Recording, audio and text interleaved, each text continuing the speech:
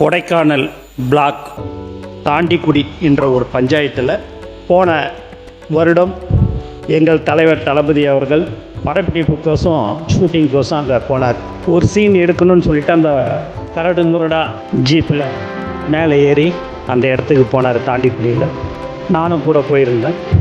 ஆனால் கீழே வரும்போது அவர் 1 மணி நேரம் தனியாக நடந்து வந்தார். வந்த உடனே 15 வருஷமாக அந்த இடத்துல ரோடு வசதி இல்லை. நம்ம சொந்த செலவில் இந்த ரோடு ஒரு 254 பேர் தான் அங்கே வாழ்ந்து கொண்டு இருக்கிறார்கள். நம்ம சொந்த செலவில் போட்டுடலாமா? இல்லை, நம்மளை பேனர் வைக்கவே விடலை. நம்மளை எங்கே போய் இந்த ரோடு போடுறதுக்கு விடுவாங்க சார் அப்படின்னு. நம்மளுடைய ஆட்சி கண்டிப்பாக வந்துடும் சார், வந்த உடனே போட்டுடலாம் அப்படின்னு சொன்ன சிரிச்சார். நான் பதவியேற்று 5வது நாள் முதலமைச்சர் அலுவலகத்துலேருந்து ஒரு நோட் ஷீட் வருது.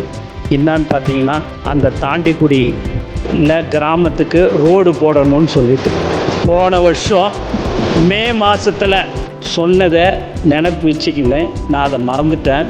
எங்களுடைய முதலமைச்சர் அவர்கள் வந்த 5வது நாட்களே அதை போடுறதுக்கு சொன்னார்.